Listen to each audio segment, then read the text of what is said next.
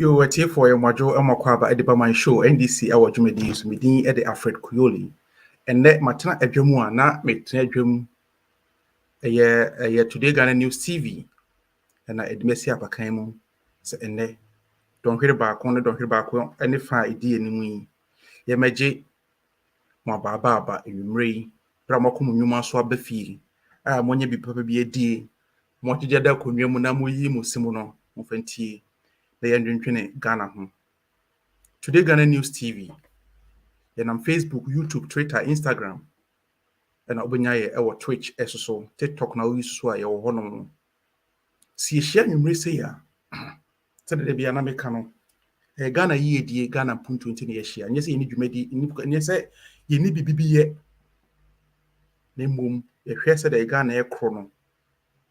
Na se yetsna ho na ye ka se emfa ye ho onyame ehwe a. Na kyerese bugu ye ne yankasa yetri so. Enunti ene wo se menum mienu. Edru Wednesdays enwumre 7 o'clock Ghana time.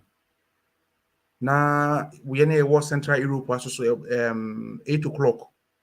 O si jai the ye bia na ye beto ato adwene.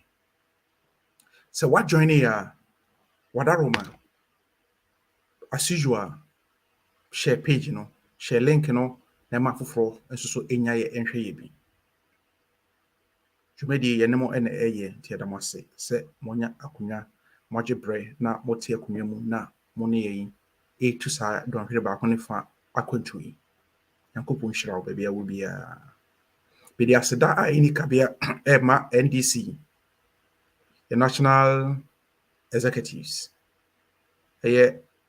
Chairman General and General Chairman se yankopon hira no na ontunu mfie mo ma nanim de nyansa obetim de NDC anim na rescue mission aye bekoyi ana yesimu aye koyi kunimdie aye NDC ene Ghana for dia tiefo a wotie me nso so inhira nkoma wo omo tie e wo Sakina Information Center e wo Tatale e chiamo nyina so greetings to all listeners in Tatale who always make time to listen to us live on Sakina Information Center. We say thank you and God bless you for your dedication and your hard work. NDC Beleford Branch Force me chiamo Yankopon Shiramo, me chairman Tom Chiankoma. German chapter for your chiamo executive senior chapter women's organizer. Comrade Grace Talks. Greetings to you this evening. And Chairman Dake, also greetings. Na me tufi ako inyirisi approach memu a na me de enchia so ma ye ma me Becky Stone enchia nkoma wate enchia nkoma wo nakopo nhyira wo na ye member of parliament obana so enchia nkoma wo honorable member of parliament awo Mtablikuma West and bisa ya enchia nkoma wo. And ne enumre ye share ye wo simbia bedrendwene ho ne I have with me one senior comrade that is coming to throw more light on issues pertaining to Ghana's political terrains. And of course, he's also aspiring to become a member of parliament for Whole West constituency. MCAB nomination, and that he has expressed interest and desire to go for this constituency seat. And of course, he's no other person than our comrade lawyer, Eric Delango Alifo. Correct. Comrade, did I get your name correct? No, the middle name you didn't get that correct. Sorry, then let me try again. Okay, yes, I'm yes, listening. I have viewers. I have here with me our senior comrade, lawyer Eric Delano Alifo. Well, you've done well. Very close. It's Delano. Delano, yeah, Yes, Delano. Delano. Yes. Delano. Thank you so Yes. much. Thank you so Delano much. Alifo. Yes. Thank you Yeah, very much for having me. you're welcome. And we thank you so much for making time to join us this evening on Today Ghana News TV NDC Hour. We know that you Pleasure. are very tight with agenda and all that, but in spite of all your busy schedules, you've still made time to actually come on this show. Thank you so much for your time, comrade. And thank you so much for providing the platform also for me to share my views on the many things that are going on in our political terrain. Thank you. I'm very glad that you have me. Thank you so much. So, anyway, which constituency are you, comrade? It is called Whole West Constituency. Whole West constituency. Yes. Say a little bit. First of all, viewers are watching you from all over the world, from you on YouTube, Facebook, Twitter, Instagram, TikTok, Twitch, and those who cannot watch you but wish to listen to you are listening to you live on podcast on Anchor FM. It means that you are going viral this evening. Can you tell us a little bit about yourself? I try to do justice to your profile, but that will take us. If I decide to do it, I couldn't abbreviate it. Can you briefly tell us a little bit about yourself, please? Well, okay. Thank you very much for the opportunity. As you would notice from the profile, I was a local boy, village boy. I grew up in the village. I went to all my basic schools in the village, a village called Abutiakuli. That's where I hailed from. And then entered the secondary school. I did my O-level in a town called Peki Secondary School. And then I moved on to do the A-level at Mauli School. And then I moved on to Kwame Nkrumah University of Science and Technology, where I pursued land economy. And I had my degree in land economy, BSc on land economy. And then I moved on to do law in the United States. I went to one of the very good law schools. At the time, it was the largest Black populated law school, meaning that that particular law school had the most Black people in that law school from all over the United States and some from Africa also, called Thomas M. Cooley Law School in Lansing, Michigan. So I went to law school in Michigan in 2002. I completed in 2006. And I was called to the bar in New York and New Jersey. Actually, I took both bar exams around the same time. But within 3 days, I took both bar exams. Took the one in New York first, and then moved on to go and take the New Jersey one. And then I passed both, and I was called to the bar in both states. I worked briefly at the Baltimore Public Defender's Office. Public Defender Office, you would know what it means.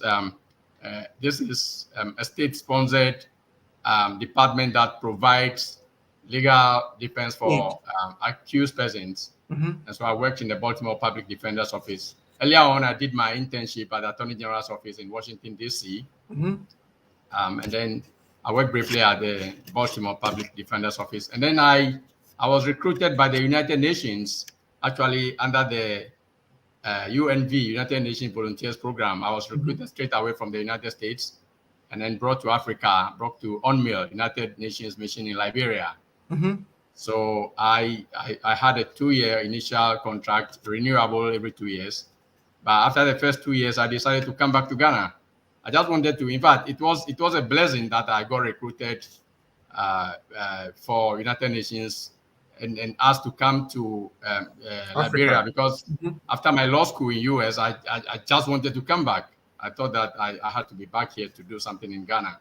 And so when they recruited me and they asked me to come to Africa, I was so happy because I didn't have to look for money to buy ticket and come back myself. So yes, I was flown by the United Nations straight away, flown through Ghana to Monrovia, meaning they were looking for a flight for me to come straight to Monrovia. There was Monrovia. no flight, and so I came first on a Friday to Ghana. The next Sunday, I joined the UN flight to Liberia. But after the first 2-year contract, I decided to just resign and come back to Ghana because I was too anxious to return here and do something. So I came to Ghana, I think in July or so. My contract ended in July. So I returned to Ghana in July 2009. And then registered straight away for the post call. I had to do the post call because I had my law degree in United States. Yeah, a JD. So I did a post call for 3 months, and then I got a license to practice in Ghana as well. Whilst I soon after that, after I got my bar license in Ghana, I worked with AB and David Law for a couple of months, and then I joined the Constitution Review Commission as one of the counsels and researchers. So I led a team to go around the whole of Volta region to gather the submissions of people who wanted to make input into the review of the Constitution. So I did the whole of Volta region and part of Ashanti region. Then later on, I was assigned to the various areas of the Constitution. The areas we're working on were divided into various thematic areas, and I led the judiciary thematic area and took people through various interest groups through the, we had some proposals already which we put before the people, and then after that would allow them to, if they had any other things to say about the Constitution entirely, they would say. So I led that also. So after that, I think 2010 or so, I resigned from the Constitution Review Commission also, and I set up my legal aid organization called Help Law Ghana. I named it Help Law Ghana because I wanted it to be very simple for everybody to understand exactly what I wanted to do and what the organization was all about. And the Help Law Ghana was set up only to provide free legal services to the poor. Now, a lot of people say this lawyer doesn't have money. They talk, and when I enter into politics, they realize that I don't have money that I'm pouring on the people. I'm not using money to influence people, but I'm just sharing my ideas with them. And the simple reason is that I've never chased money. Money has never been my motivation for anything I do. And that is why soon after law school in the United States, I didn't explore any opportunities to work there. And then when I came to United Nations, I didn't even extend my contract for even one time. I just did the first part and then I resigned because I was not too interested in the money. I thought I wanted to do something different. There are several lawyers, several people everywhere, and all of us try to do almost the same thing. Everybody searching for money and all of that. I wanted to do something completely different. So I set up the Help Law Ghana. And the Help Law Ghana, when I set it up, I didn't have an office. In fact, I would just get up in the morning and go to the court. And I knew the court that that most of these accused persons were brought, and they didn't have lawyers. And then they would sometimes summarily just jail them. Sometimes the police actually write confession statements for them. They bring them to court. They read their statements. In fact, sometimes they read the statement before the people will even realize that they had confessed. So I would just go in the morning to that court, and then whenever they mentioned the name of the accused persons, and I realized they didn't have lawyers, I would just get up and announce myself for them, and then try to take a date or apply for bail for them, and sometimes take a date and have conference with them, and then come back. So I did that. In fact, I have been doing that for the past 14 years. All during the last couple of years, I tried to do a little more than just that. But yeah, so I when the state had a program called the Justice for All program, where there were several people that had been in police custody without trial for not police custody, custody. Their prisons, yeah. Yes, yes. They set out. I think there was funding, foreign funding to help those people. I was part of that program. I went around all the prisons in this country and helped to make applications on behalf of those people, those less privileged people. But on my own, Help Law Ghana, I have represented a number of people. In fact, some of the people that I got released from prison do not even know me. because when I made applications for them in court, they were not brought to court, and then the application would be granted, and then the necessary information would be sent to the prisons, and then next moment they will be released. And many of them did not even ask which lawyer did this for them and all of that. Yeah. But I wasn't so bothered, and so I have defended a number of them. I didn't make too much noise about that. I was also organizing public educational programs, like I was organizing symposiums on the criminal justice system, where I brought distinguished personalities in the legal sector to come and speak. Justices of the court, the superior courts. I was able to get some justices from the Supreme Court to chair my functions and sometimes to speak even. Or I did that a number of times also. And this popular guy, Professor Kwaku Asare, is a very good friend of mine. Kwaku Asare, very good friend of mine. Yes, I represented him in a couple of his very famous cases in the Supreme Court. I was also able to get him to speak in my very first symposium.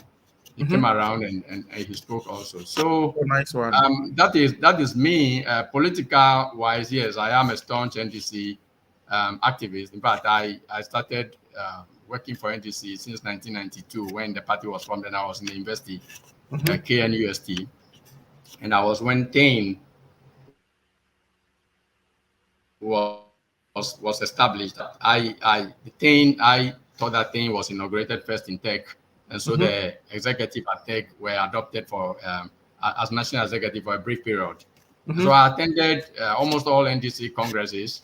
I helped the member of parliament in Ho West at that time was the Honorable Agboche. I went around with him a few times to campaign for him, and I participated. I visited former President, the late Jerry John Rawlings, in a group of students and friends, and then I like writing, and so I wrote quite a lot of my opinion about how I wanted things to, or what I believe should be done. Yes, I did all of that, and so I am known in NDC circles also very much. Professor Azam became my friend when I was in law school in US, and we at that time there were not many portals and online platforms for people to discuss. WhatsApp, I didn't know WhatsApp, I believe, was not even available at the time, and so but we were operating on Ghana Web, Say It Loud, that platform over there, and it was very hot there. There were a few of them, Professor Kwesi Prempeh and Professor Azai, and a few of them were staunch MPP, and then some of us were also very strong NDC advocates, and we debated vigorously over there, and we became very close friends. So yes, over there also, I made my mark. I was writing under the name Bishop Dela. Bishop, so, are you a pastor? I'm not. In fact, actually, there was one, I think Mr. Bikoni, who was using the moniker BBK at the time, and he was like my mentor. I admired him so much, very mature person. I think he died recently. So he was using the name BBK, and then we went into the election, and then when we lost and came back, and I was just using a Fodela, simply Fodela, when he was using BBK. But when we came back from the election, he changed his moniker to Reverend BBK. And then I said, well, if it's going to be Reverend, then I also changed mine to Bishop. Yes, so then that's how I became Bishop. Okay, interesting. Yeah, until now, some people call me Bishop. Somebody like Honorable General Secretary Fifi Kwete, he still calls me Bishop. And even Elvis and many senior members like Honorable Tobi Kwachi and all of that, they know me as Bishop. Oh, I see. Because I wrote a lot during those times. So that is me. I don't know if you want me to go on a little bit. Yeah, I think that we need one full segment just for your profile. But we have work to do, so I would just want you to pause here. We'll go for a quick break. When we come, then we hit the ground running with our topic for today. Viewers, this is MyShow NDC Hour. I'm here with lawyer Eric Delagnon Alifo. You heard him talking about what he has done and his motivation as a human being, as first of all, as a Ghanaian, as an NDC comrade, And then as a lawyer, I mean, it's just a fantastic guy. He is my guest this evening.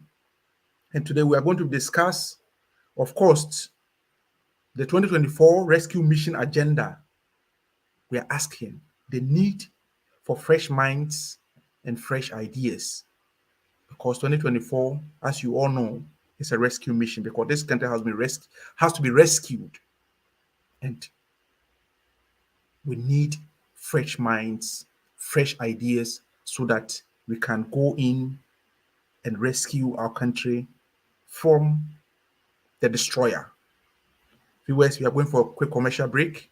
When we come back, we'll hit the ground running.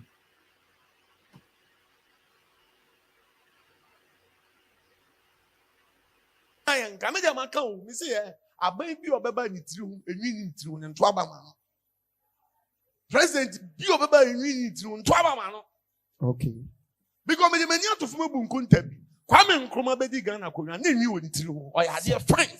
Akufo-Addo papa bedi president na enwi ni tiri ho wanya hwe. Atampo bedi ade enwi woni tiri ho. President feed yourself oya bibi. Leman ba oya bibi. Lawrence ba enwi woni tiri ho oya bibi. Kufo ba enwi woni tiri ho oya bibi.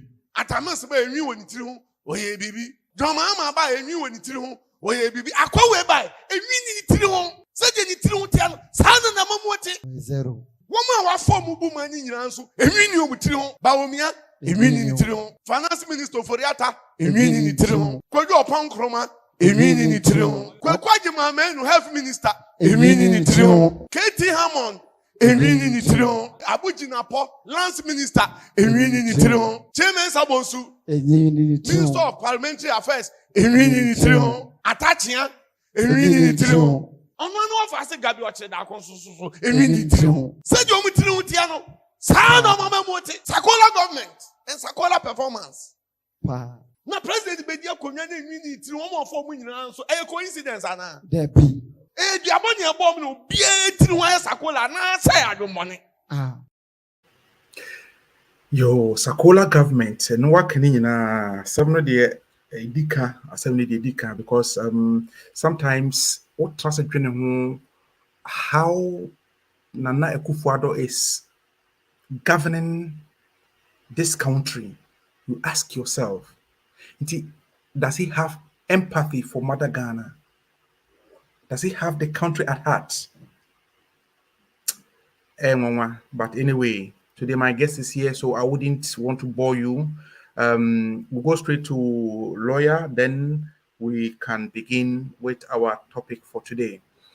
So, lawyer, you're most welcome once again. Thank you very much. Yeah, because I wanted to check whether you have hair on your head, because according to the advert we just played, the small piece we just played, but actually I have plenty of hair. You know? That's nice. I like that's to nice. keep it That's down, nice. but not like those people, not like the bald-headed ones. You know. That's nice.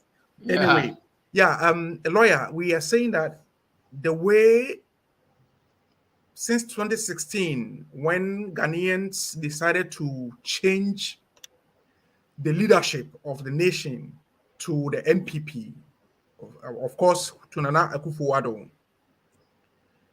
looking at what he has led this economy or this country to, it looks like we are just at the verge of destruction. And the NDC, we are saying that 2024 election is a rescue mission. And therefore, we need fresh minds and fresh ideas. Yeah. Do you assert to this? Do you agree to this assertion that Ghana needs to be rescued? More than 100%. You know, in fact, actually, the 2016 election was supposed to be the beginning of the rescue mission. We were supposed to have rescued the country in 2016, and they used force and intimidation to steal the verdict. It's very clear, and they know it themselves that they didn't win that election, but they forced their way through, and they took power, and they have worsened our plight. So clearly, things were very bad even before the 2016 elections. Was it 2020 elections? Yes. So the 2020 elections, yeah, that's what I meant, not 2016.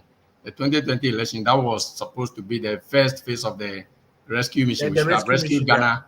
Yeah, rescued Ghana and then the mess we are seeing now would have been doing something far, far better about it than they are doing now. Yeah, so I do agree that Ghana needs to be rescued, and we are all working seriously towards that. And the topic says that fresh minds and fresh ideas. Yes, indeed, we need fresh minds and fresh ideas in order to be able to rescue the nation. So first of all, and the reason, if I may, sure, the reason is that I believe that in 2020 we had a very good, in fact, an excellent manifesto. NDCHour excellent manifesto, and the campaign was very good also. In fact, it was the very first campaign that I saw many of our supporters involved, moving from house to house, and the manifesto was so simple for everybody to understand, and it was broken into various languages, and people were moving and campaigning by themselves.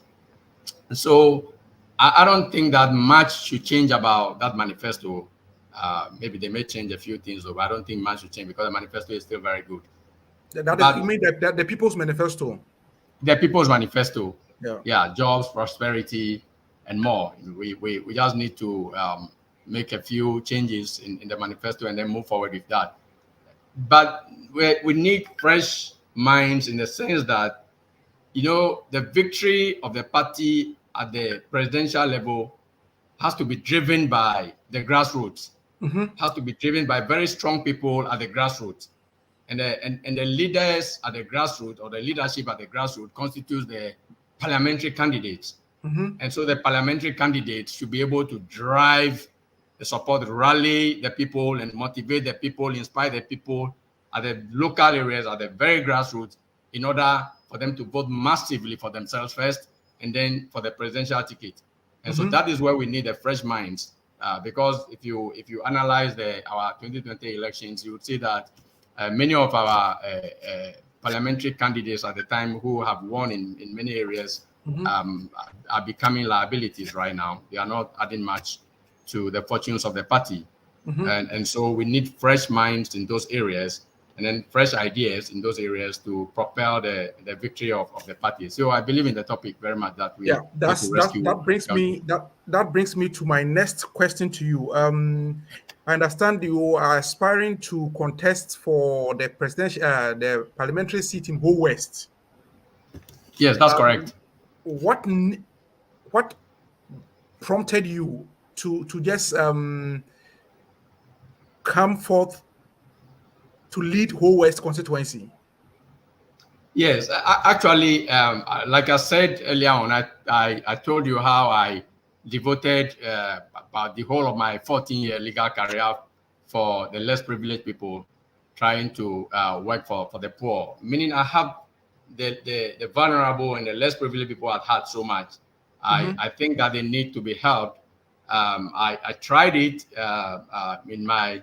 in the legal sector, trying to provide legal services and all of them. But I think that I can do far more if I am in a position to influence government policy, national policies. And so I think that if I am able to step into the political arena and get into parliament, for instance, and those things that concern our people the most, especially our youth and children, I'll be able to advocate for those things. I'll be able to fight very strongly for them, and make sure that we invest in them, we help them. And there are so many problems with our people when you get to the local areas, and that is why politicians always take advantage of them. They think that when you hand them a little money, they will continue to vote for you, so they can suffer for any number of years. When it is time for election, we come and give them a little money, and that is sufficient. That is what they've been doing with them for a very long time. So I believe that if I have political power, then the kind of assistance I've been given to the poor, I'll be able to expand that. I'll be able to reach a lot more people. I'll be able to extend government programs and policies to their advantage, and that is what moved me to step into politics. But one will ask, or one will say that you don't need to become a political figurehead before you can help your constituency. What do you say to that? Well, you can only help if you don't have power, especially political power. Then whatever help you can give will be very limited, because you don't influence government policy. In fact, you don't have the opportunity to influence government policy. You can only maybe be a social commentator and make noise. Nobody may listen to you. And so then you have to depend on maybe whatever little money you may get, because even if you want to go and lobby people to come and help your constituency, you don't have that clout because you are just an ordinary individual.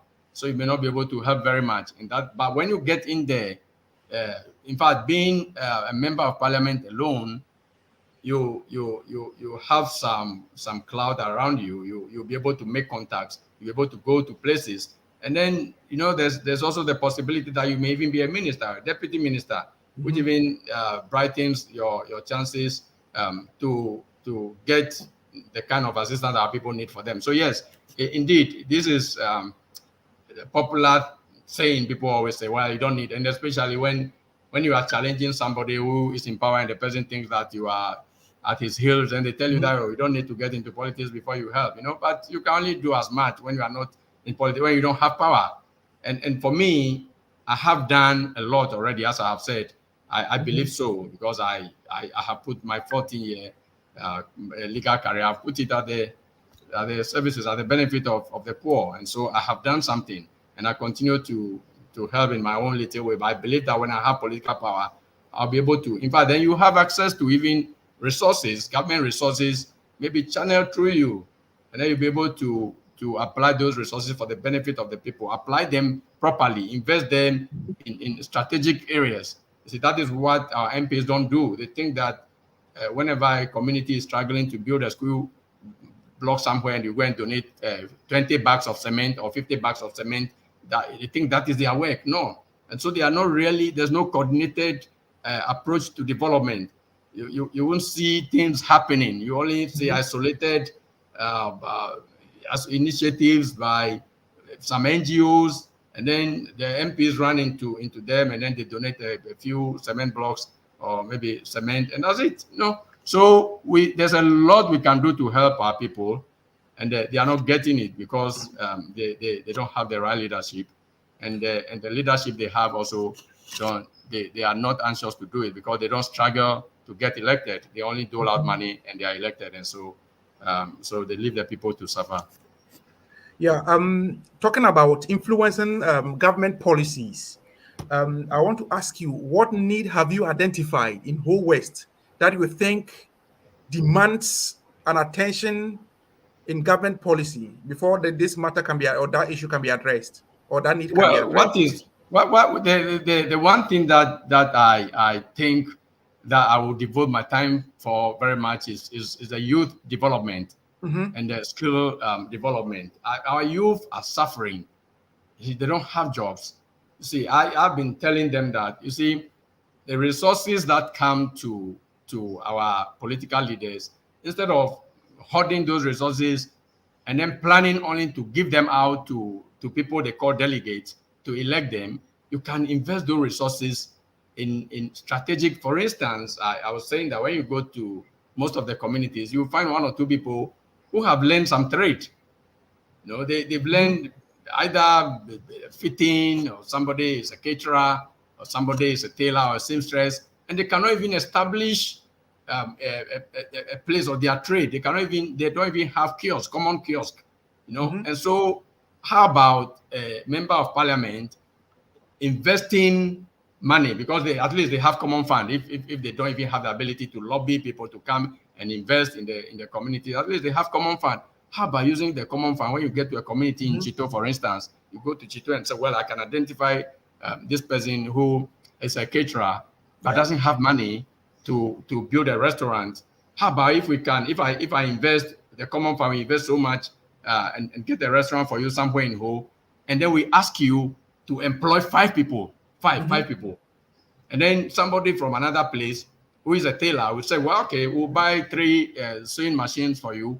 And then you are obligated to take 3 people for us, train 3 people. And we can do this in the communities all over the place. People who are farmers, put them together and then let them brainstorm and see how they can improve their farming activities.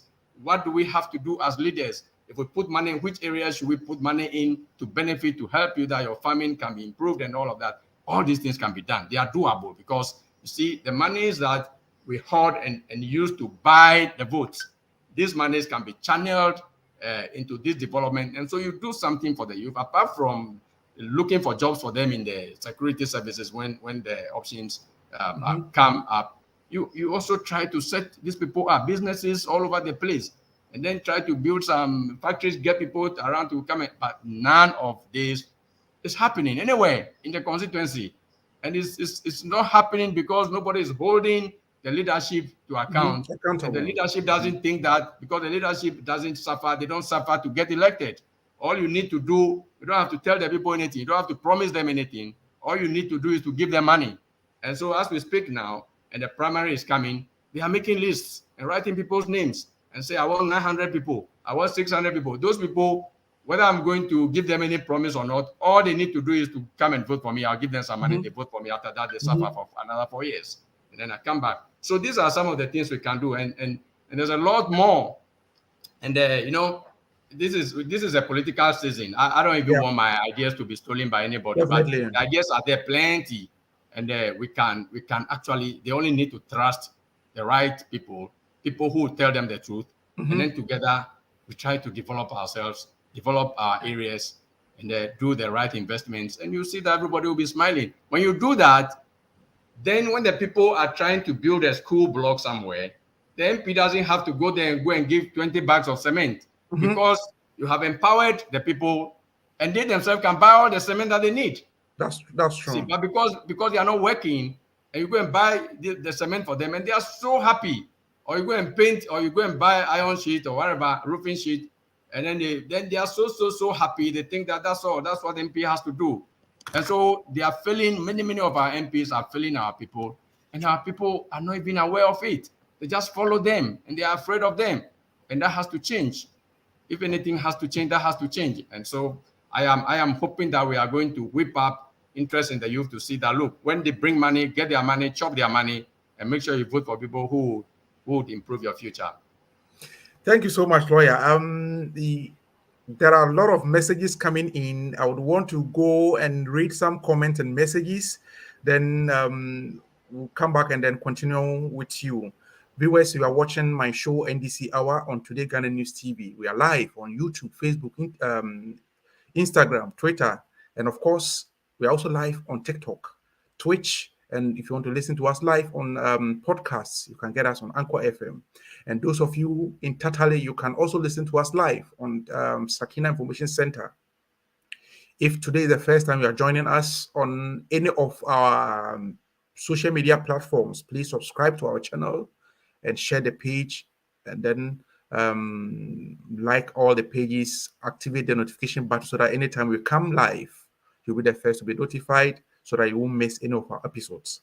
Thank you for always being with us. Okay, now let's see the messages that are coming in. This is from Brimpombu Siakwasi. Greetings, comrade. Watching from Warsaw, Poland. I salute you guys. Thank you, Comrade Boss Yakon. This is Kuntanana. Bravo. I love how hard you are doing. How hard you are doing for our great party. Watching you on YouTube from Poland. Eyezu or say Eyeza with Kuntanana. No de baye. Tom Nutako or say welcome, lawyer Alifo. Greetings from Django. And this is from Honorable Kenzila. Was it go high, Comrade Eric, go high, lawyer. And Maxwell Ahoga, he says the best man for Who West. Yes, that says Maxwell. And Desmond writes, congratulations. That is from Desmond Amezoro.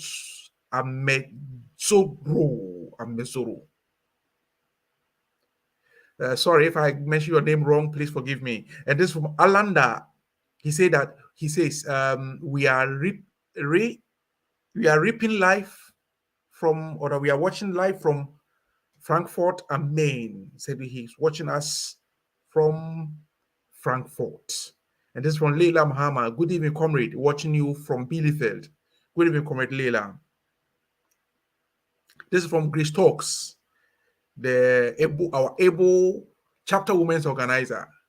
Good job, comrades. And this is from Pearl. Pearl writes, we, the youth in Whole West, are really proud of you, lawyer Alifo. NDC needs people like you. Well done. That says Pearl. And then this one, Nana Tafrimu. Wow. NDC really have the men watching you and listening to you on Sakina Information Center in Tatale, Northern region, or the Northern Ghana. The lawyer is really blessed. He will be in Parliament this time around. Thank you, Nana Tafrimu. And then from Patient Darkon, it says that, good evening, watching you from Hamburg, Germany. It's from Patience Darkon. And then greetings, comrade. That's from Madina Van Dam. Madina Van Dam. Willie, wow. Was it? I hail. That says Willie Kwa. And then Madina Van Dam again. He says, Madam Mahama, I admire the love and vim you show anytime a program being held, concerning NDC. Okay. He said he admires the zeal. Okay, this is from Blanson Jita. It's a great attempt, more fire. Or say superior. Say this is a very good and vocal lawyer. NDC is really blessed. Watching you from Barcelona, Spain. And then Medina Van Dam Noma again. He said, is Sister Akos Khadija from Berlin branch here? Here? Okay, Sister Akos Khadija, if you are here, please get in touch with Medina Van Dam. This is the Young Farmer TV. Lawyer is a game changer. He has what it takes. And Fernando Tengi is the best man for Whole West. More fire. Yeah, viewers, keep your comments and your questions coming. This is from Dachi Yao Somo. Our constituency needs you. Go on. We are behind you, lawyer. Evans Salinam Wakzi Nyagbanu, the best man for the job. And this is from Ni Otu Ankara. Oh, Alfred, we day here, they watch your show. Eric is giving right apple. Thank you, Comrade Ankara. Victor Zogbonu, watching you live from Nyanyano. Nice ideas. Watching live from Nyanyano. Kasim Osman Adamu, I'm loving this man seriously. I can't wait to see you winning the upcoming primaries in May this year. And of course, he wouldn't only win the primaries, but also the general elections. This is from Ivan Salinam again. I say, Whole West needs change, not just a change, a positive one for that matter. Lawyer Eric Alifo is a man with vision and purpose. And really wow, again, Alfred, thanks for a good job done. Thank you, comrade. This is from Fred Fernando again. Leadership that can change Ghana is what we need. And then Vida Waku, watching you from Kumasi. Vida. Thank you, Vida. Council, you do all Vida right again. And this is from Maxwell Wag Ahuga again. I say, please ask lawyer what he have for the youth who have been disappointed in the current MP. I think the lawyer has already explained that he has a lot of package for the youth in Whole West that he really explained. And of course, because this program is streaming live, of course, you can listen to us again. The recorded version, lawyer explained vividly what his agenda or his plans are for the youth. He mentioned about youth empowerment, how he want to empower the youth in Whole West so that they can be independent. That is what lawyer explained. So now let's go back to lawyer. Let's go back to lawyer so that we can proceed with his wonderful submissions. Lawyer, it looks like some people joined us late, and one was just asking, what do you have in stock for the youth in Whole West? Briefly, if you can still highlight on that. Yes, I have a lot in store for the youth. When I ran in the last primary, I promised that I was going to form a Whole West Youth Congress, because I think that what the youth need most is to come together. They should be in a group, and then they can discuss their interests, and then together as a group, make sure that they push through with their interests or their demands. Sometimes you have to be aggressive to even get what even belongs to you.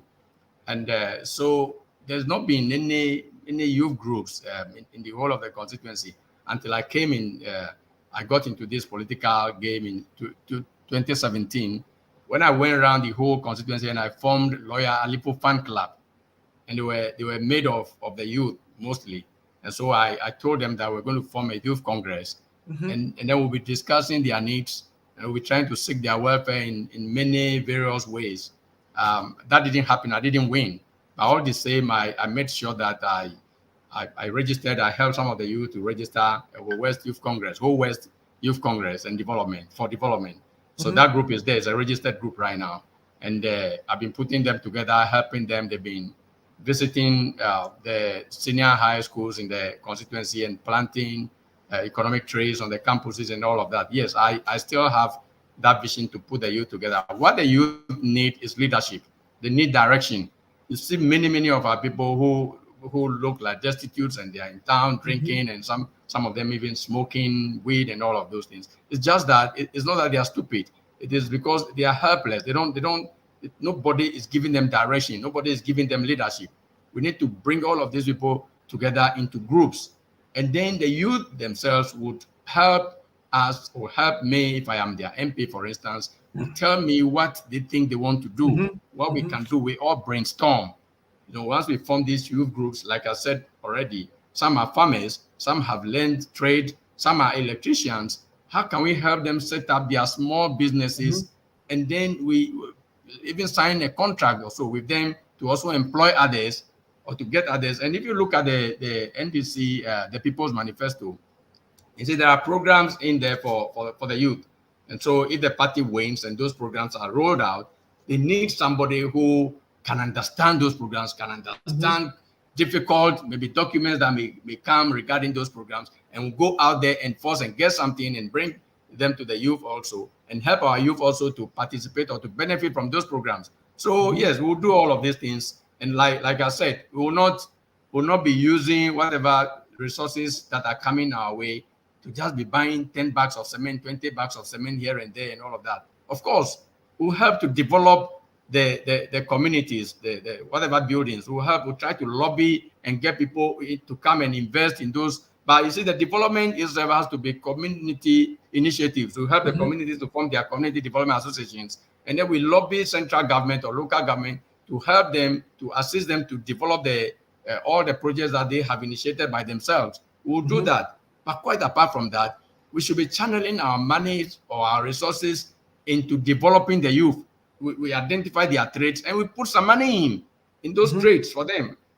Some may mismanage whatever we put in there, but it is part of the game. When they mismanage, they lose their chance of getting it. Others may do it so well, and then employ others.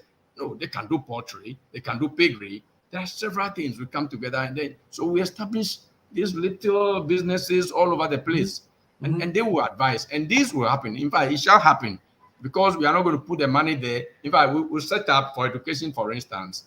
If MPs have access to any funds that they use to support the education of their constituents, like maybe scholarship funds or get fund, whatever, and we don't have to. It doesn't have to be a kind of something in secrecy or opaque. You see, there has to be a committee. Everybody will know that a committee is set up, and if people who want to access these funds will have to apply to the community. If everybody knows that committee it's not in MP's office. The committee is operating independently, and then you apply to the committee. If you qualify, they give you. But now you have to go and talk to somebody who knows the MP or who knows somebody else who knows the MP, and so you have to pass through somebody, and the MP will say, "Okay, you send a thing to this." But the process. People don't understand. People have been seeking help and they are never getting it, and they are never getting their leaders to even speak to them. That will change. Another thing that will change is that I when I came in 2017, I talked repeatedly about town hall meeting or public forums where you bring the people to, and then you share. First of all, you tell them what is going on in Parliament, whatever is going on in the nation, and then you also collect their views. They advise you what they want you to do and why you have to do it in certain ways. You also explain that to them and all of that, and then you share ideas. It's not been happening. In fact, let me just go to my constituency. For 16 years, my MP has been there for 16 years. He's done town hall meeting only once recently, only once. Even that one, it was so controlled that people were not even allowed to ask questions, or in fact, they even planted questions at a few places. And this was done because I came and I spoke about town hall, and so one was done in 16 years. One, I was promising to do one every quarter. I don't know if that will be feasible, but at least if not even every quarter, I can do 2 in a year. Twice a year. Yes, you see, so you have to be with the people, interact with the people. People complain. I spend time with the youth on various social media platforms like WhatsApp platforms, and I discuss things with them. And people complain because when I go there, the people who think I'm a threat to them or to their interests, they insult me a lot. And because they are insulting me, people also who admire what I'm doing tell me that don't go there, don't even interact with the people. And then they'll ask you, other political leaders, do you see them interacting with the people? But I think that it is good for the leader to interact with the youth, share ideas with them, share views with them, let them know you better, and then you know them also better. That is what I've been doing. And because people disrespect me when I do that, others think that you shouldn't do it. But I have been trying to cut how much time I spend on that, but I can't take it out completely. And I don't care if they insult me, because it doesn't do anything to me at all. I get more popular when they insult me, and I don't insult anybody back, and I will never insult anybody anyway. But I will criticize where I think I have to criticize. There's a lot we have to do, and our people are being robbed. They are not getting what they need to get. The politicians are deceiving our people, robbing our people, cheating our people. At the last minute, they come and drop little money for them, and then they vote for them again. And that has to change. And that is why I'm in this game. I like the fact that you said you will not give up with your direct interaction with your constituents, because I can't give up entirely. Although I have to, because I have to balance all the interests. So definitely, if you see your family, elder family members, people who are supporting you and all of that, say that, hey, tone down and all of that. Yes, of course. Then you need to balance it. I've been struggling very much to let even my own team of my campaign team, they also think that, hey, boss, no, we don't want you to be the one saying this. We don't want, So I've been trying to balance all of that, but they know that they can't get me out of it completely. Thank you so much, lawyer. Thank you so much. Yeah. Let's veer a little bit and then go to, because of time, we want to, since you are a lawyer, I want your thoughts about this issue of the National Cathedral. I remember that our sitting president actually made a personal pledge and promise to God that when God helps him to win an election, he become a president, he will build a cathedral, he'll build a church for God. And now his personal promise has become a burden on the states. As a lawyer, all this brouhaha surrounding the National Cathedral, what are your thoughts? Yeah, you don't even have to be a lawyer to see that there's so much thievery going on, because this is a president who made a personal pledge to God, personal promise. In fact, you can't even lie to God. It's like lying to God. That when I come, I would build a cathedral for you. It's not part of their money. It's not in the NPP manifesto. So nobody voted for him on the basis that he was coming to build a cathedral. So it was a personal pledge. So even when you tell God this, and then you come and then you assemble pastors and people, spiritual people, to head a project where you are taking money from where nobody thought we were going to take money from, and they're also sitting there and defending it, then you can see the mess we are in. You can see we are in a big mess in this country, and it has become a very delicate issue because when you speak too much about it, then they think that you are an evil person, or in fact, you are the devil himself. That's what they think. See, and that is why they are trying to do all kinds of things to Honorable Blackwell, for the very good job he's doing about this cathedral. So they got it very wrong, very, very, very wrong. This is a personal promise. And I don't know what all these pastors who are on the board are even saying about this. And they know that money is coming from the consolidated funds, coming from government coffers. And they see the struggle, the plight of the people. People are suffering. And somebody who made a personal pledge, because you see, if it were part of the MPP manifesto, perhaps people would think that, well, we are not in the position to devote this much money, and perhaps some people may be discouraged from voting for the party on the basis of only that item in the manifesto. So it was not part of it. And then you come now and you are using state money to build it. And when people talk, but you see, this country, it is only MPP, Nana Akufo-Addo, and Bawumia and Alan Chimante. It is only their group that can do this and go scot-free, and people will not say much about them. Somebody else tries it, you will see what would have happened in this country. If Mahama had tried something like this, you would see what would have happened in this country.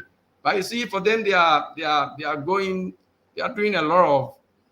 I have to mind my language, and yet still nobody is talking. And when we talk, they think that So it is wrong. It is wrong. It is also even criminal because, of course, when you look at when Parliament was probing the expenditure on the cathedral, you saw what happened. The Parliament itself, I thought that they got it completely wrong.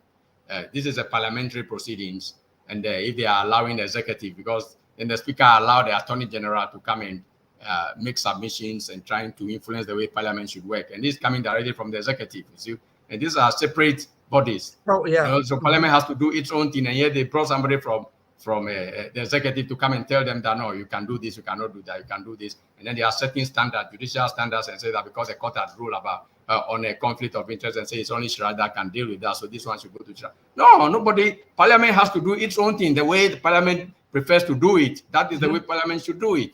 And if anybody is not happy with that, the person now goes to court. You see, but nobody should come and say the court has set this standard, so Parliament should go by that standard. Parliament itself got it wrong. And so when they were probing the finance minister, he came there with lawyers. He came there with lawyers. And I remember Mr. Blackwell did make the case that, look, the people, the Ghanaians who are suffering, who is speaking for them? Who is their lawyer? They didn't have any lawyer to come and speak for them. And yet a very powerful finance minister, when he had to face the people's representative, he brought lawyers in there, 2-3 lawyers there to come and bulldoze it or to come and truncate the process and do all kinds of things. So yes, they got the cathedral project wrong. It is very wrong move, and it is very, very unfortunate that pastors are leading this thievery. Pastors are leading this thievery. It is thievery because nobody knew that the money was going to be state money, and they have taken a lot from the state, and the pastors, they should be ashamed of themselves. But one will ask, were some of the pastors, were they lied to? Because the famous soundbite is that, the Archbishop Nicholas Duncan Williams made a press statement and said that they aren't going to use state money. And the other school of thought says perhaps he was lied to. The president didn't tell him the truth that he's going to use state money.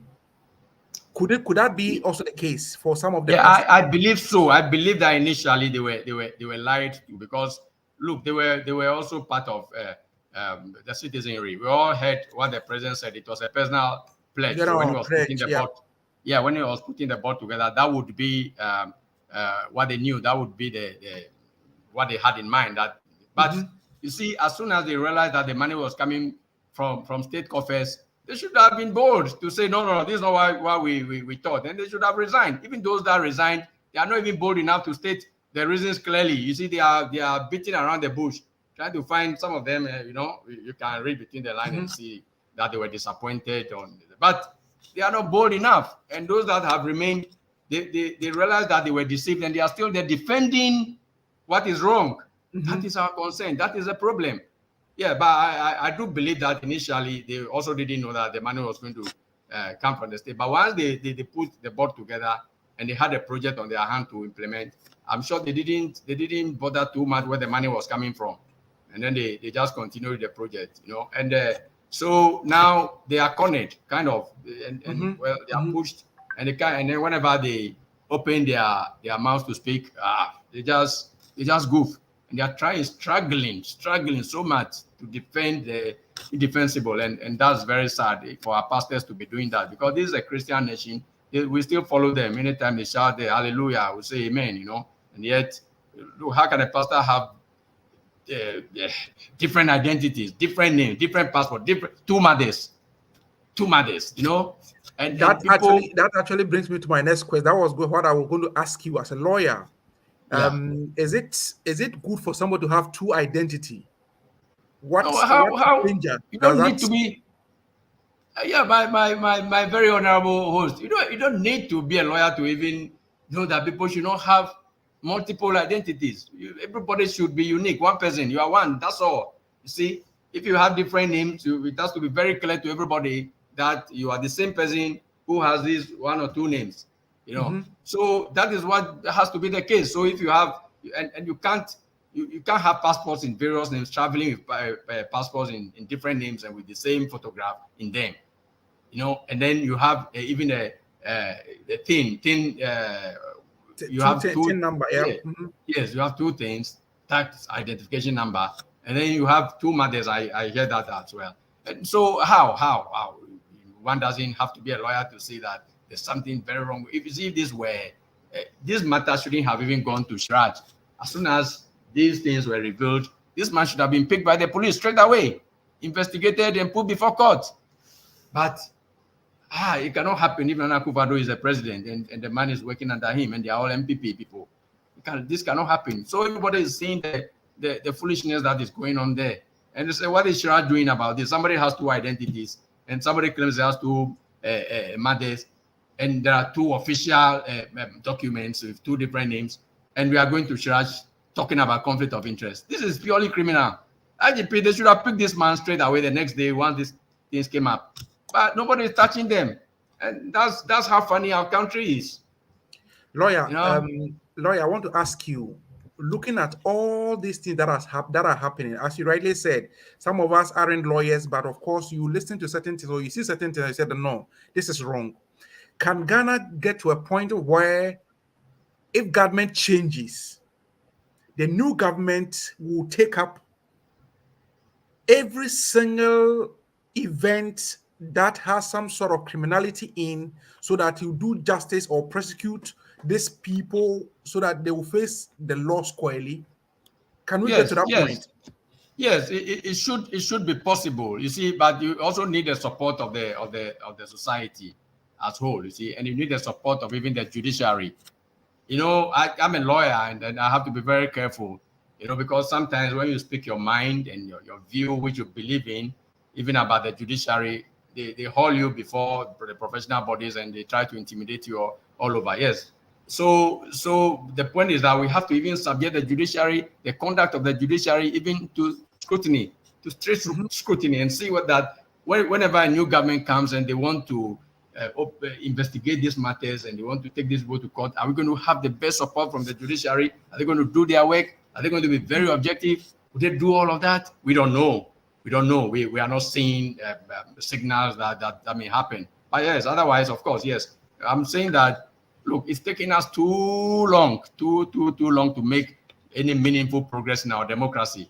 You see, where our institutions are suspects themselves, and you think that they are loyal to somebody but not the other person. They are not loyal to the constitution, but these are the people who have the authority to interpret the constitution, so they can swing it to any direction they want and all of that. So that is the only problem. If we can have the support, if we can have a society where all of us can have confidence that it doesn't matter who forms government, it doesn't matter who is the president, who are ministers and all of that, they will do what is just. They will look at the laws and they will look at the constitution and do what is just and right. Yes, why not? Everybody will be happy in this country. They themselves will be happy. The people who are sitting in the courts, they themselves will also be happy.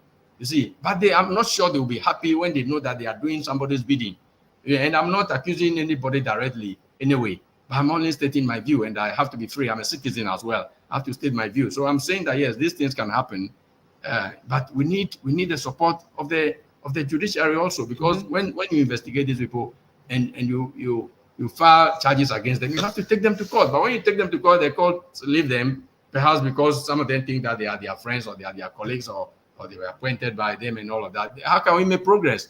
So these are the problems. And so sometimes when we make comments like this, I believe that some of our friends and colleagues and our seniors and honorable judges who listen to us, they rather must sit up and take cue from this also and say, is this how citizens are feeling? Okay, then we have to do something about it. Instead of trying to get people who are speaking like I'm doing now to intimidate them so that nobody complains, so that they do whatever they like, so that they continue to create an unjust society. So that is a problem. Yes, otherwise, and I believe that if a new government comes, they will try to investigate some of these things, and then we only hope that we shall have the support. And then those pastors that they were speaking when Mahama was in power, they spoke so much and condemned him for every little thing.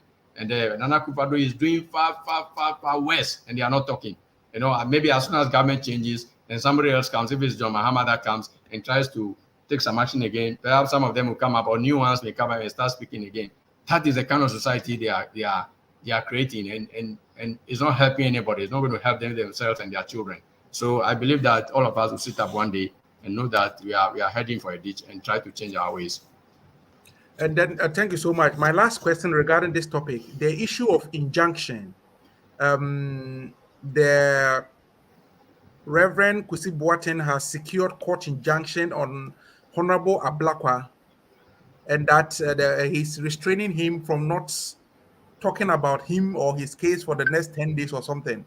The question is, how do injunctions secure, one, and two, as a lawyer,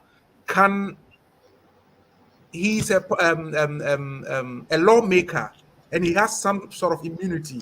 He's doing his job as a lawmaker, as a watchman who is actually taking his oversight responsibility as an MP, probing issues to see that Ghanaians get fair deal.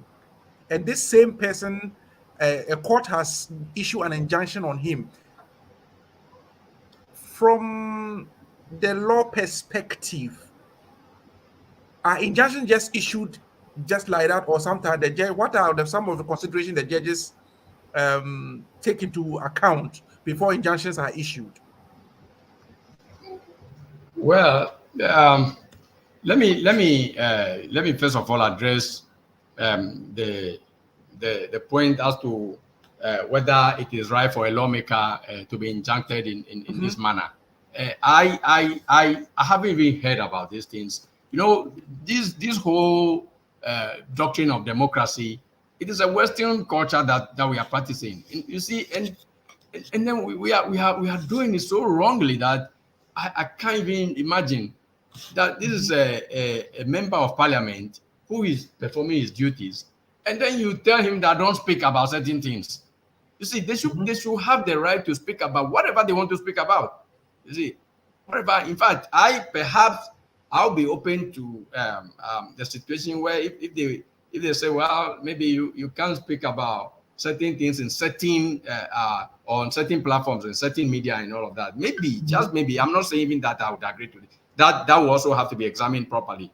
But if it can go to parliament and say, because as for parliament, I don't think that anybody should gag anybody or should restrain anybody from saying whatever the person wants to say. You see, so if he can say the same thing that he said or he was saying at radio stations at parliament, then people will equally hear it when he speaks at parliament. So what's the point? So clearly, I don't see, sometimes our courts, that I spoke about this earlier. Yeah, but again, I don't know.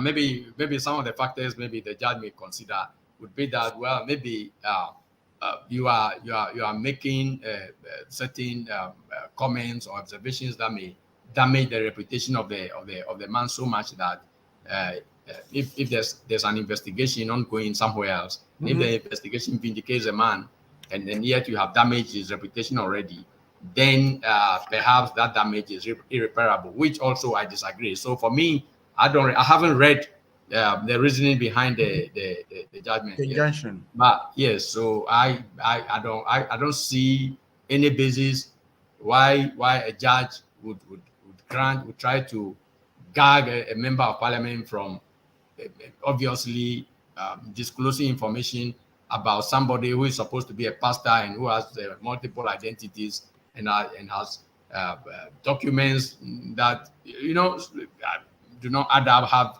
conflicting information, and all of that, and then you restrain a member of parliament from talking about that. But again, I'm saying this can only happen in Akufo-Addo's Ghana. And if government changes and this continue to happen, and then perhaps our courts to, I don't know, because also I don't know who is watching them. I don't know. So really, and they don't want to be watched. They don't want anybody to make observations about their conduct. Some of us that have been our concern or question that sometimes we ask ourselves, who makes sure that judiciary does their job well? Because it looks like in recent times, for me as a layman, I'm not a lawyer, so they can't hold me, but you probably, because of your profession, you are in the same association. It looks like in recent times, since Nana Akufo-Addo became the president, the Supreme Court or the judiciary, some of their judgments are so obvious that it looks like they turn the law upside down and try to bring some sort of alien interpretation to the law to suit their agenda. And sometimes it's so obvious that an ordinary person like myself, who has no iota of, I don't know, in-depth knowledge about the law, will know that now. I mean, why is the court making such an interpretation? And the most unfortunate thing is that for us lawyers, they are telling us that we shouldn't think.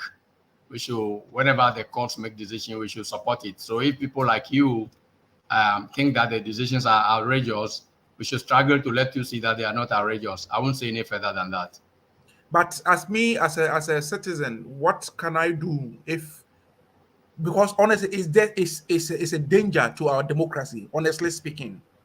Looking at the way things are, the ordinary Ghanaian doesn't seem to have justice or doesn't seem to have hope that if today, look at what is happening in this bondholders issue. Do you think that if it was in any advanced country where justice prevails, somebody wouldn't have gone to court and then put a stop at what finance minister is doing? But now it looks like everybody has lost hope in the judiciary. So as an ordinary Ghanaian, I'm telling a comrade, probably you become a lawmaker in 2025.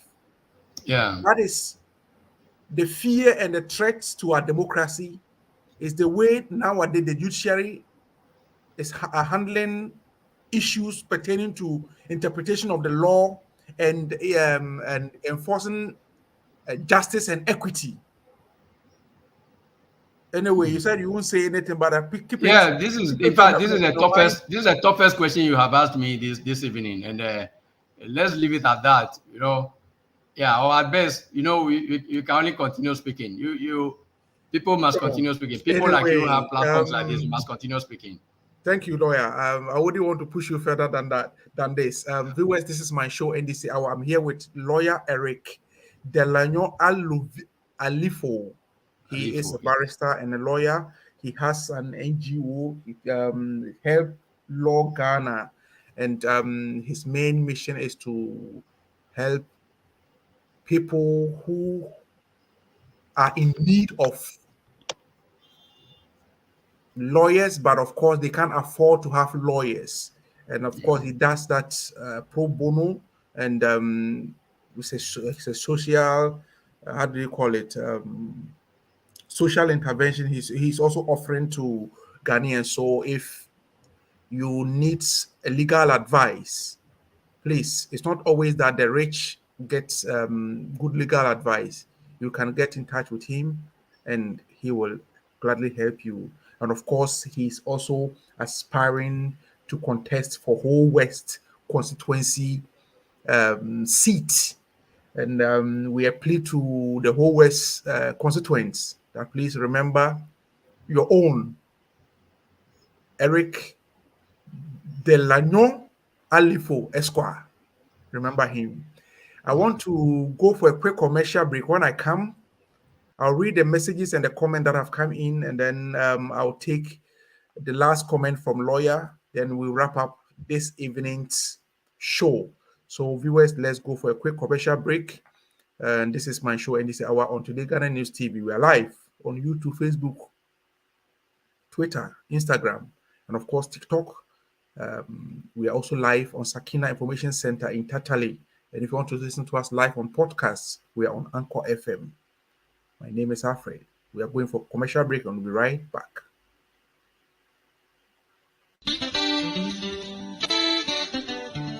Yo Palanche, Tete. Drama, Ulo Chai. Papa and Ambeshi, Lata Contamini Free Bank. And then a former for an eye. For Nana for own Yemi, call, Papa Vanilla Tata, near Boga, what did I buy? Minister Novanya bad this step of Meneke. Nanya Gia.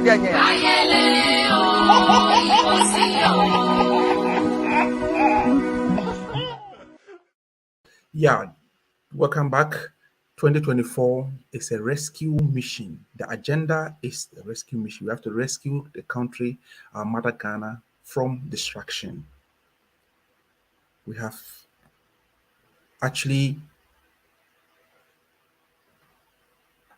survived this last 6 years. We can't go far as 2024. Yeah, now these are the message that has come in. This is from Jasper Kujo Adama. He says, more vim in your next goal at power. Leadership, like you said, is extremely vital now since our own president, Nana Akufo-Addo, has failed abysmally. This is from Jasper. And yeah, Maxwell has also written or said, lawyer is the best man. He have supported me even before I became a branch organizer, which he personally, I thank him for his work. We are all going to support him win this time around. Still fresh mind. Thank you so much, Comrade Maxwell. Willie Kwa was a great ideas, fantastic visions, bro. And this is from Osei Superior. Please kindly ask him some of the plans he has for persons with disability in his constituency when he becomes the MP. I will do so. And Tom Nutako is proud of Bishop Dela. You know your apo. And this is from Believe at Tiembo. Whole West need a positive change. Tro, yeah. Dim Mille. This is from Banson Dicta. A trustworthy, fearless, competent, dedicated fighter, selfless, and with great vision. What a wonderful man we have. Change must come, but not just any change. A change with fresh mind, great possibilities and achievement. The best man for the job, lawyer Eric Delagnon Alifo. You are too much. Winning is assured. Go high. More fire. John Nambo writes, good evening, Alfred. I'm watching live from Doma Ahinkro. Thank you. Thank you for watching us live. Comrade Nambo. This is from Tom Nutako. He said, when he dies, who will be buried? When he dies, who will be buried? That is a question from Tom. I don't know who this question goes to or is directed to. Anyway, yes, viewers, this is MyShow NDCHour. We are live on Today's Ghana News TV. Get us live on YouTube, Facebook, Instagram, Twitter, TikTok, Twitch, on live on podcasts, Anchor FM. And of course, those in Tatale are listening to us live on Sakina Information Center. Thank you so much. Let me go to Lawyer and take his last comments. Lawyer, our time is fast spent. Now, the whole constituents are listening to you now, whole West constituents. One asked you, if you become an MP, what are your plans for the disabled in your constituency? Yes, yes, we have to identify them and then listen to their needs. So clearly, when such people, when you interact with them, you know what they want. Then you know the kind of support you have to give to them. So they will not be ignored at all. So we shall identify wherever they are, and then we shall provide the necessary support to make life a lot more meaningful for them. So that shall happen. We haven't won yet, but clearly they will know, and then they will trust me that we will not leave them, because they are the people for why I'm in this race. Okay.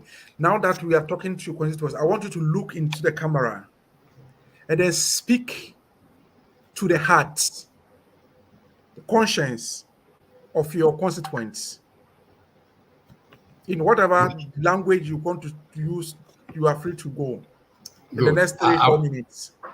Thank you for that opportunity. I'll speak to my people in Ebe. Novinya for West Towe. Any lawyer Eric Delano li pole no pona mi fefela. Ni keme de maglo na mi nyebe. Amede sia de le ho West. Ele to trodi. Amede ka enyemi ape MP. Pe wa me wi ade. Pe de ka me wi ade. Ega le pe ne din de keme le he wa wole pe ne me. He maton wole pe wi ade ke ba yimo. E ate me po me galende ka bo. E ata me gidi ole to trodi. Yake delegates we mi ja quelle to tro block. No che dico we stop it la delegates mi ja quelle to tro ma block. E mi le to tro block menye because menye be de mi lona MP za akpa ya tayo. Enu etonja ta ko mi le to tro le block. Banto amedo le fofon. Be de mi dori MP fifiere de mi no ke mi no popo gbore mi aga kwa. Preto MP ava mande na mi o preto e anye banto. Evelia do quit of didi.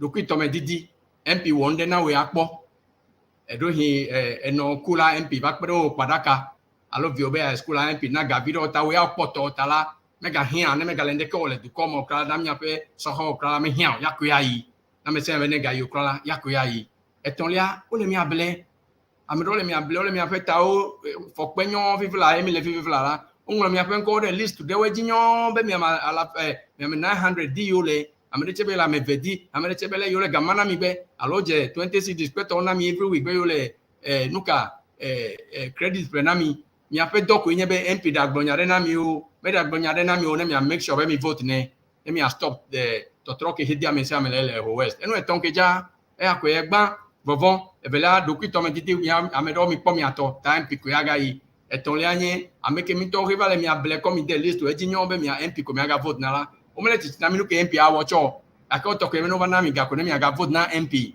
kwefo nu ke ameke mi to le mi apopule nu ya ore nu ke ya ole popotu MP bola mele gbolo na mi o now to troke dia me se amele ho West he mi gbe me ko to tro la ko na o nu ke atonjo ame gbogbo aga dole mi ama gede MPP me mi po be last election MPP top candidate la e po over 10,000 votes ape wo plejivo e win le police station ma ton nem to tro me bala me akobe le menya o krachela MPP to a hosi tele mi asi mi ko hwe si bole no le ko hwe minye mbe o ma ton ko o hwe tane to tro ke dio le heme vaudi enu gbanto atonja me gbogbo wa gede MPP me enu evele anye be mi ame ke to yen delegates o vivie chela mi oche mi anye target na mi ape du kowe in the next branch elections because akobe o do mi da mi ava odorela mi gbe me we o ta mi oche la wa target mi oche an be no de mi oche da ekwa tai ya ko magbona mi ta to tro vo vivla ne mi le to tro dide to tro ka to gbedi mi le ameno ben o egamele ameke asio tai ya mato e bunku na mi fine ape ya pede mi mi se no me ya ole ya le nyanyo to glo ya ke gamele si o menye ga ya ko ye de parliament o amerike mele MP du gbede akope ko to kumega akono de te pe o develop o e ga o le nyon le bebe pe o le parliament le be na ton se no menyo de e fito ga o le na va heve e ton development we ta na me de vale mi ablebe ye se gale ta ya ton we preto la ele be na mi odo fimi la no ton se nu ke hele ji le parliament me open come ne sen no ton pour nous de mi anu no ton fight de mi anu no aggressive no ton va di no venami ta le be na me get up dia ba o be no le change ti o nye change agent we de ele be mi apa mi o jesi Tanu imedi ma gbona mi fien ya ko nyebede. Enu le zan to le bene mi wo. Enu le zan le bene na mi ba yo mele wo la ben. MP mele fu pepe mi le electo. Ese no nya ba no nya maga ko. Mi electi no pro mi all night. Nya wo no ko mi ga electi. Ta yo. Tadi. Ni anya nywede me de kuku gane na mi. O gale ga magbe. No magade. Mi kwedu. Mi foga mi adui. Kake mi anya nywede be melende ke po mi ape yu fo so ke ona ne kemele ji yo le ko westo. Cement ke mi to le peple le nana le te po vivio ya kwe. Tadi mi aduga pepepe. Kake mi di. E mi adaka nyeto. Totro nyeto ke avade. Hinana dogo chome le constituency mi apete mi akpo. Eji ajomi. Ma didio mi agere ground e. Ma jami agbova. Ma jenya ochinami. Mi ameke mi to le list eji 900 list eji de. Mi khoga mi adu. Yaka mi amak paganto alo mi apete kwa chela mi ga vote. Pe na pe we ade bedi. Ne ga iji pe we ne do pe blavo. Nde kemele jojo. Me ponde kele pe we ademo. Me nyanu ka mi akole pe ne semo. Mi trono. Ne mi achede ne mi tia MP body. Ne mi ano mi ape MP kafu. Mi ama tia MP body. Ano nofto on top MP ya kafu bestia be ablakwa nya tia MP le mi ase cheta mi la mere ya to kafu bestia be ma kafu mi an toto. Ata option mi ato mi awon no anyo eto ameke mi aton vle mi ata aton popu mi anu akpere mi avion akpere sohon akpere mi amechicho che mi apa blede nya pla ase chanya ore mi tia ameke mi ne mi tia ameke mi de mi akoto tronyo eto le o west amowa donyo de mi ape e member ke to he do bagede MPP me he na MPP le vote pozade mi abubo akoloba NDC asenyo de mi awodo na mi apete akpena mi ma one yira mi. Thank you very much.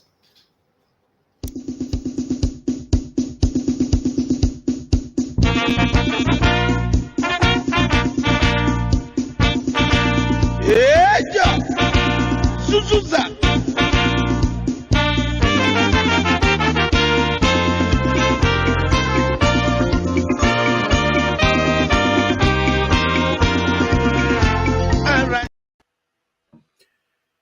Thank you so much, lawyer. Thank you so much, viewers. We thank you so much for making time to also staying with us. Honestly, I really didn't understand. I don't understand ever, but I believe that those of you in Who West, if there is someone you should vote for to lead you as a member of parliament, please, the man, Lawyer Eric Dalanyo Alifo, he is the man. Especially the youth in Whole West. If you care about your future, please don't let somebody influence you with money. Elections are held every 4 years. This time, they will bring you 1,000 Ghana or 2,000, how much? And that money cannot take you even 1 month. And this person would make sure all the monies that he has invested in campaigning or giving you, the developmental project that he has to bring to your constituency, so you have to bring the constituency so that you can get a decent job or your family member can get a decent living. He will use that, or most of them will use those to defray their cost they incurred. Please, he's your man, Lawyer Eric. All the youth in Whole West constituency, please rally behind this young, vibrant, energetic comrade. And we believe that from 2025, you will never regret having rallied behind him. Yeah, viewer, this is MyShow NDCHour. Our time is fast spent. And lawyer, thank you so much. Thank you so very much that you made time to join us this evening. There are a lot of questions and comments from on YouTube, on Instagram, but unfortunately, because of time, we can't go through all. But obviously, today wouldn't be the last time.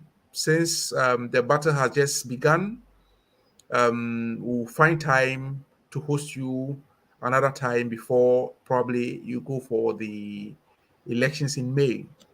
Thank you. Thank you so much, lawyer, for making time. Thank you so much for having me. I appreciate your time very much. May God bless you richly. Let's remain in touch.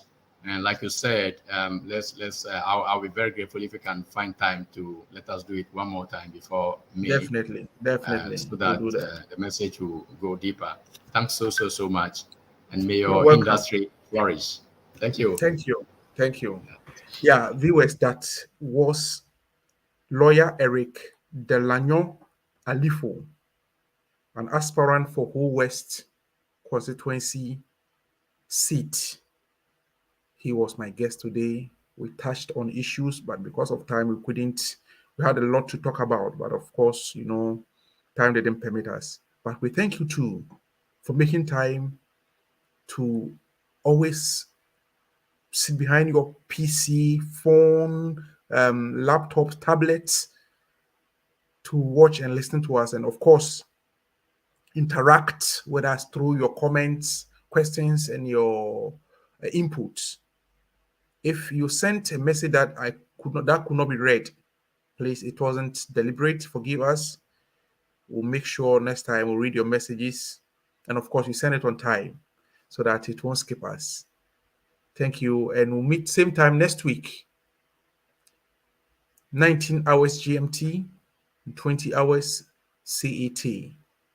My name is Alfred Kuyoli, and this is Today Ghana News TV NDC Hour. Same time next week. Ciao.